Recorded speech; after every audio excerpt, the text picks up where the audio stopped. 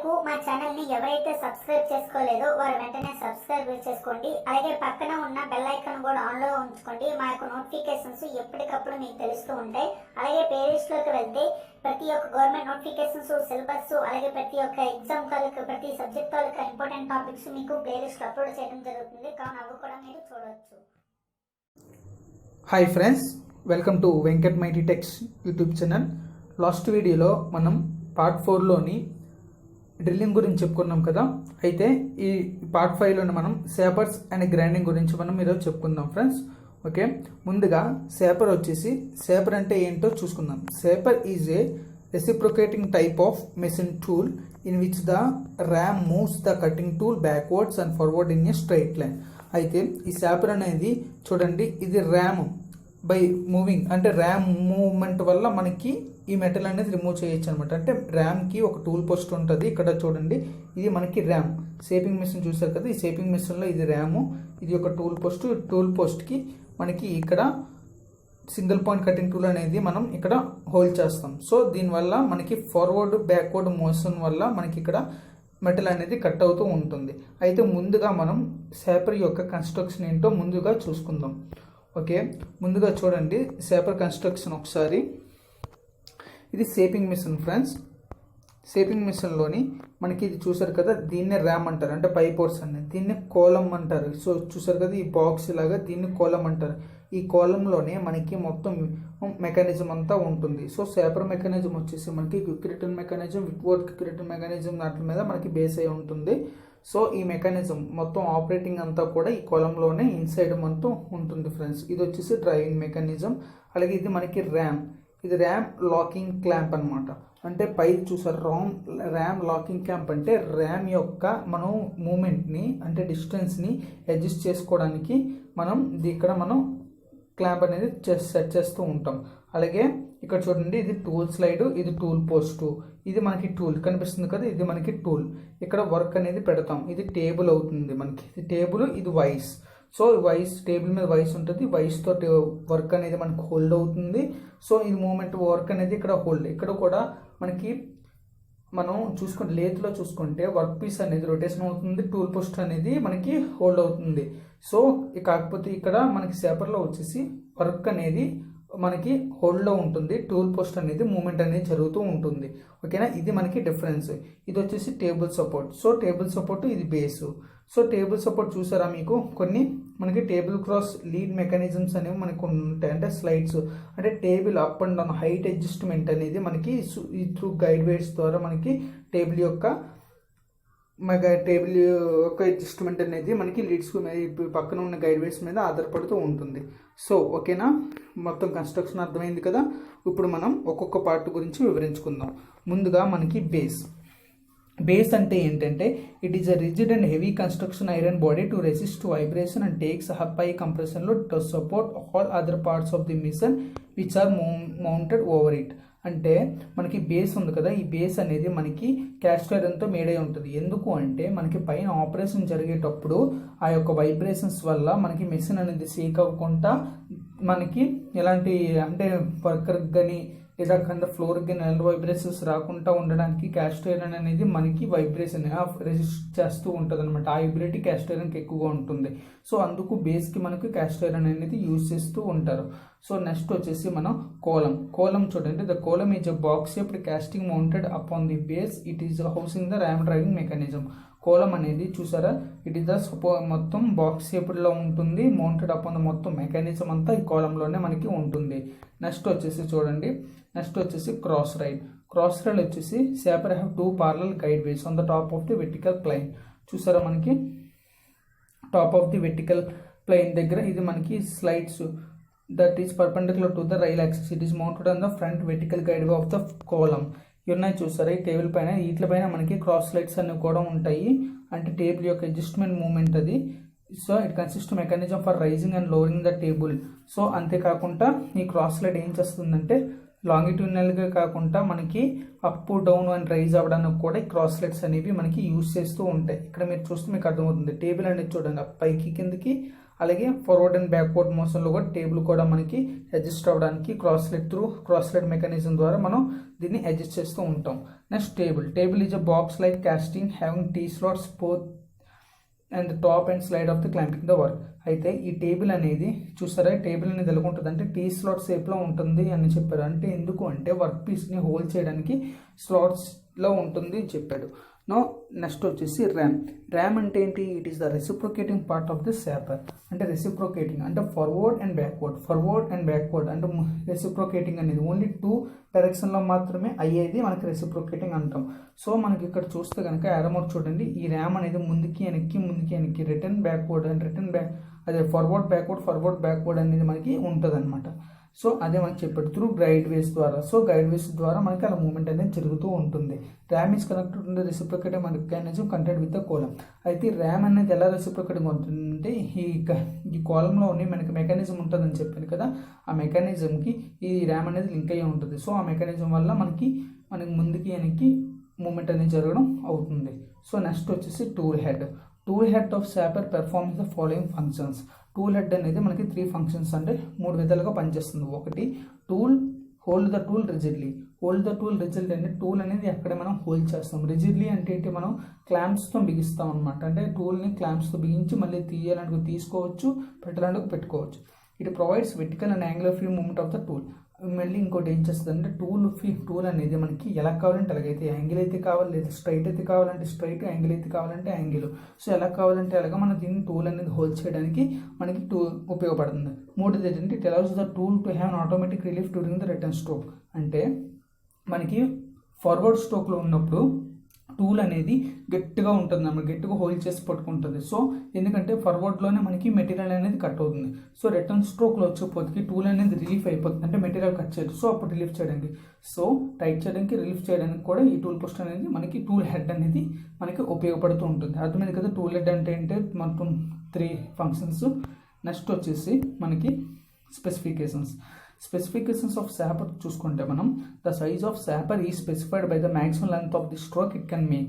అంటే మ్యాక్సిమం అంటే శాపర్ యొక్క సైజుని ఎలా ఇండికేట్ చేస్తామంటే దాని యొక్క ర్యామ్ యొక్క స్ట్రోక్ లెంత్ అనమాట, ఎంతవరకు రెసిప్రొకేట్ అవ్వగలదు, ఎంత వరకు రెసిప్రొకేట్ అవ్వగలదు అని మనకు ఉంటుంది. అయితే రేంజ్ చూడండి 175 to 900 mm. కొన్ని మినిమం వచ్చేసి 175 mm స్ట్రోక్ వరకు అది మూమెంట్ అవ్వగలదు. మ్యాక్సిమం వచ్చేసి 900 mm వరకు మనకి స్ట్రోక్ అనేది ఇవ్వగలదు. సో అర్థమైంది కదా, 175 mm నుంచి 900 mm వరకు మనకి శాపర్ యొక్క స్పెసిఫికేషన్స్ ఉంటాయి.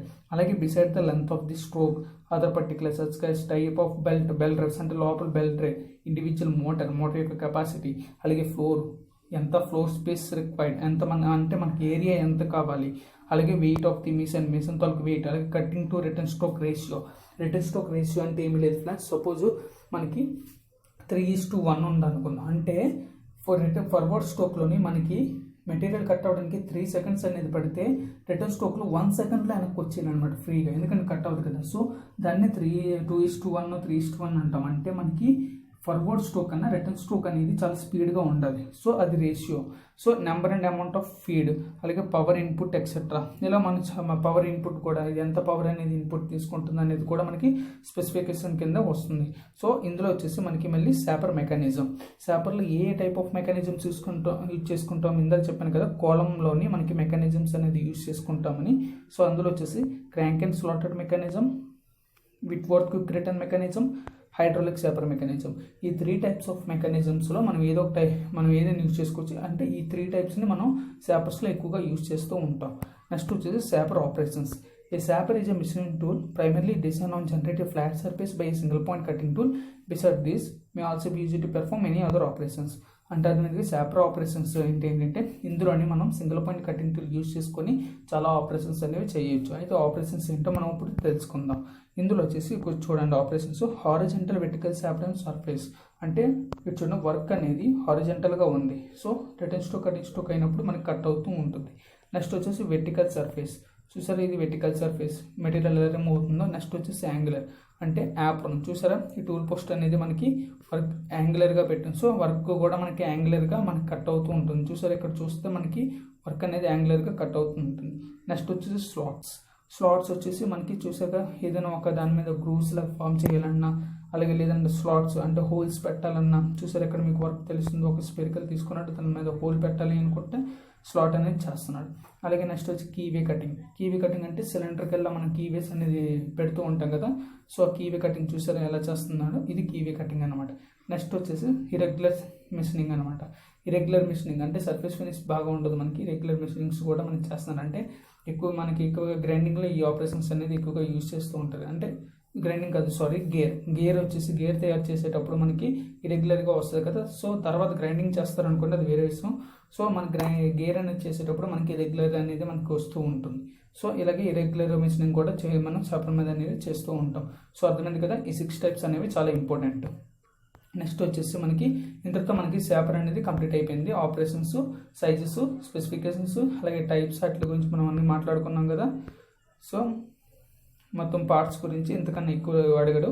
సో నెక్స్ట్ వచ్చేసి మిల్లింగ్లో వచ్చేప్పటికి a milling is a machining tools that removes the metal as the work fed against rotating multi-point cutting tool.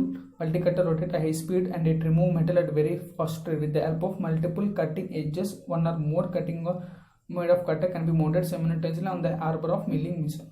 అంటే ఏమీ లేదు ఫ్రెండ్స్, మిల్లింగ్ అనేది మనకి కూడా ఇది కూడా ఒక రిమూవల్ ఆఫ్ మెటీరియల్, అంటే ఒక మెటీరియల్ని రిమూవ్ చేసేది అనమాట. అంటే ఇప్పుడు వరకు అన్ని రిమూవ్ చేసేది సింగిల్ పాయింట్ కటింగ్ టూల్ లేత్లో చెప్పుకున్నాం, అలాగే సేపర్లోనే చెప్పుకున్నాం. అయితే అన్నింటిలోని ఏంటంటే సింగిల్ పాయింట్ కటింగ్ టూల్ అనేది యూజ్ చేస్తాం. అయితే మిల్లింగ్లో వచ్చేపోతే ఏంటంటే మనం మల్టీ పాయింట్ కటింగ్ టూల్ అనేది ఎక్కువగా యూజ్ చేస్తుంటాం అనమాట. అంటే చూసారా లేదో మీరు చూడండి, ఇది మిల్లింగ్ కట్టర్లో ఎన్ని టైప్స్ ఆఫ్ కటింగ్స్ ఉన్నాయి చూసారు కదా మీరు. సో అందుకే దీన్ని మనం మల్టీ పాయింట్ కటింగ్ టూల్ అంటాం. ఇంకోటి ఏంటంటే మనం హార్బర్ అని అంటాం. సో హార్బర్ అంటే ఏం లేదు, ఈ యొక్క మిల్లింగ్ కట్టర్ అనేది మనం హార్బర్కి మనం కనెక్ట్ చేస్తూ ఉంటాం అన్నమాట, కనెక్ట్ చేసి ఉంటుంది అనమాట. సో అందుకు మనం హార్బర్ మిల్లింగ్ మిషన్ అంటాం. అయితే మిల్లింగ్లో మెథడ్స్ ఉంటాయి, అదేంటంటే అప్ మిల్లింగ్ ఆ డౌన్ మిల్లింగ్. అప్ మిల్లింగ్ అంటే కన్వెన్షనల్, డౌన్ మిల్లింగ్ అంటే క్లైమ్ మిల్లింగ్. సో చూడండి ఇక్కడ ప్రిన్సిపల్ ఆఫ్ అప్ మిల్లింగ్లోని మనకి చూస్తే వర్క్ అనేది ఇటువైపు వెళ్తే టూల్ అనేది ఎగెనిస్ట్గా వెళ్తుంది అనమాట, అంటే ఆపోజిట్గా వెళ్తూ ఉంటుంది అనమాట. సో దానివల్ల ఏమవుతుంది అంటే స్టార్ట్ ఆఫ్ ది కట్లో తక్కువగా ఉండి ఎండ్ ఆఫ్ ది కట్లో అనేది ఎక్కువగా కట్ అవుతుంటుంది ఇందులోని అప్ మిల్లింగ్లోని. అదే మనకి డౌన్ మిల్లింగ్లో వచ్చేపోతికి మనకి స్టార్ట్ ఆఫ్ ది కట్ అనేది ఎక్కువగా ఉంటుంది, ఎండ్ ఆఫ్ ది కట్ తక్కువగా ఉంటుంది. ఎందుకంటే టూల్ డైరెక్షన్ అండ్ మనకి వర్క్ పీస్ డైరెక్షన్ రెండు ఒకేలా ఉంటాయి. ఇది డౌన్ మిల్లింగ్. ఓకే, అర్థమైంది కదా up milling and down milling అంటే ఏంటో. సో ఇందులో చూడండి టైప్స్ ఆఫ్ మిల్లింగ్ కట్టర్స్లో మనకి ఈ మొత్తం టైప్స్ చూసారు కదా, ఇలా ఉంటాయి అన్నమాట. Type plain milling cutter, slide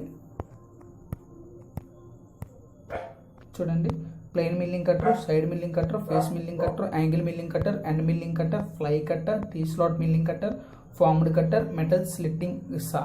so ఇలా మనకి టైప్స్ ఆఫ్ మిల్లింగ్స్ అనేవి ఉంటాయి. అయితే కింద చూసుకుంటే ప్లెయిన్ మిల్లింగ్ కట్టర్ అంటే చూసారు కదా, మామూలుగా హారిజాంటల్ సర్ఫేస్ మీద మనకి మెటీరియల్ని రిమూవ్ చేస్తుంది. Cell and milling cutter. So చూసే సెల్ అండ్ మిల్లింగ్ కట్టర్ అనేది చూసారా మనకి ఎలా ఉందో. కట్టర్ అనేది మొత్తం ఫేస్, గేర్ యొక్క ఫేస్ మొత్తం మనకి మెటీరియల్తో రిమూవ్ చేస్తుంది. నెక్స్ట్ వచ్చేసి చూసారా సైడ్ మిల్లింగ్ కట్టర్ అంటే టీత్ సైడ్స్ నుంచి మనం కట్ చేసుకుంటూ వస్తుంది. నెక్స్ట్ ఎండ్ మిల్లింగ్ కట్టర్ అంటే ఎండింగ్లో అంటే డ్రిల్లింగ్ టైప్లో ఉంటుంది అనమాట, డ్రిల్లింగ్ లాగా మనకి ఉంటుంది అనమాట ఎండ్ మిల్లింగ్ కట్టర్ అంటే.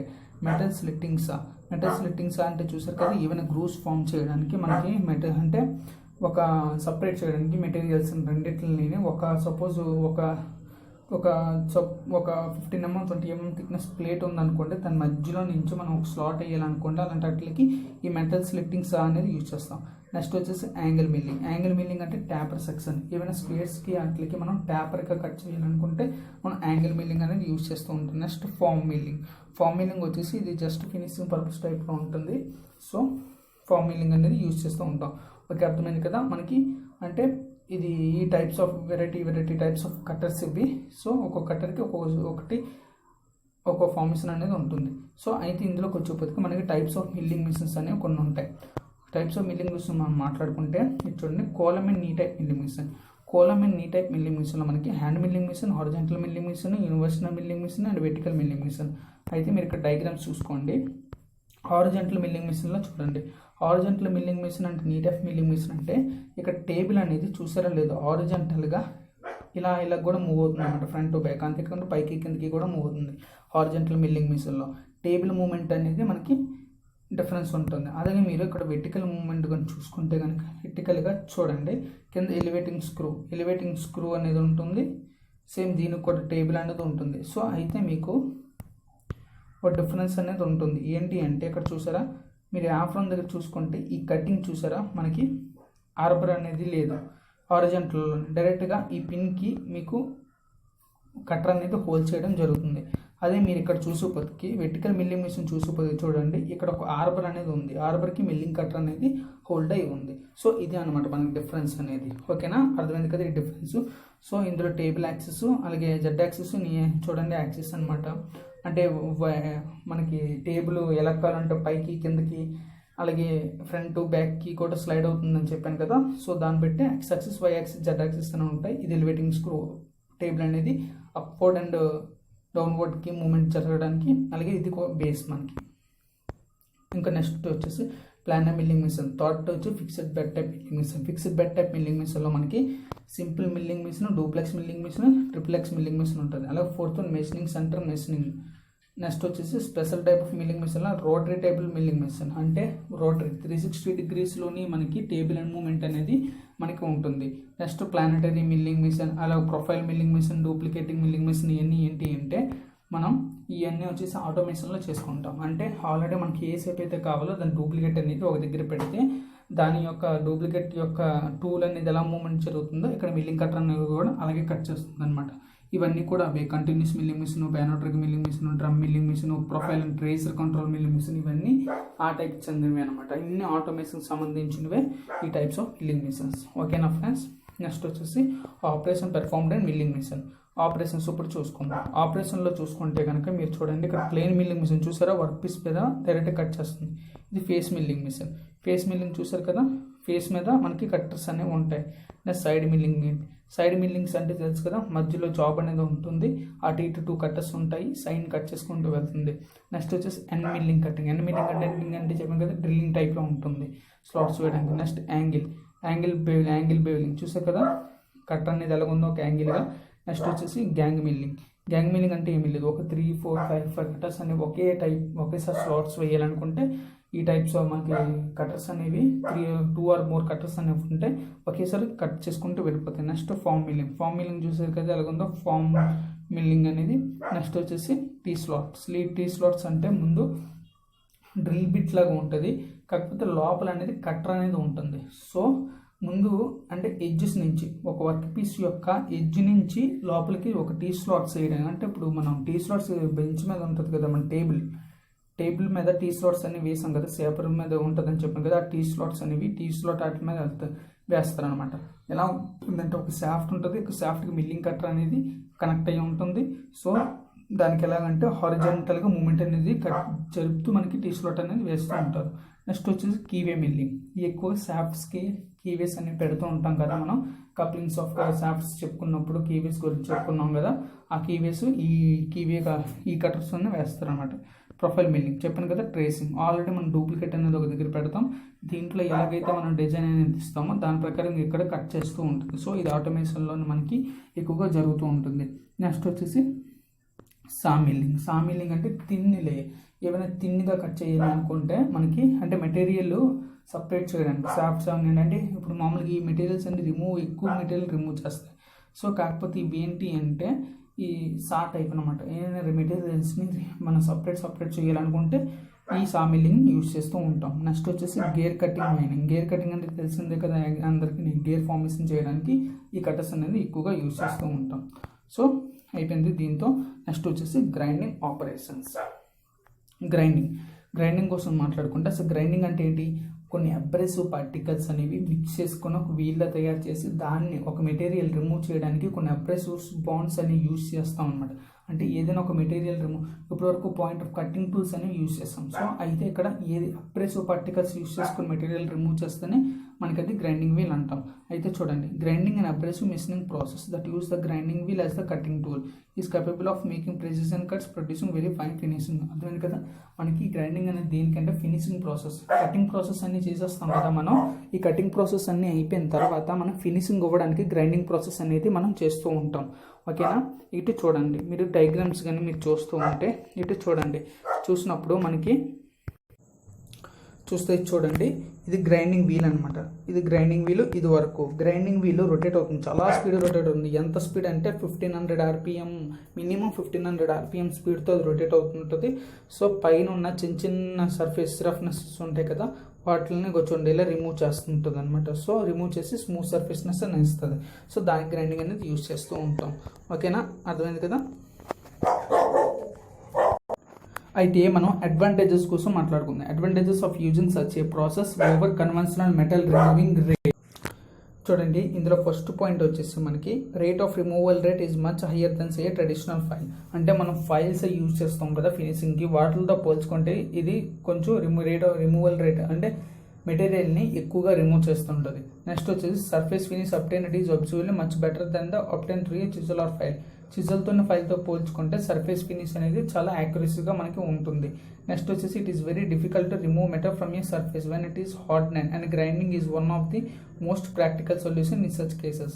అయితే ఇట్ ఈస్ మనం కొన్ని హార్డెన్ మెటీరియల్స్కి మనం ఫైలింగ్ చేయాలన్నా వాట్ చేయాలన్నా మనకి చాలా ఇదిగా ఉంటుంది, ఒక కష్టం ఉంటుంది అనమాట Hardinge. And grinding is the most practical solution such cases. So grinding అయితే మనకి చాలా సింపుల్గా మనం మెటీరియల్ అనేది రిమూవ్ చేసుకోవచ్చు. నెక్స్ట్ వచ్చేసి the pressure required for the grinding process is very small.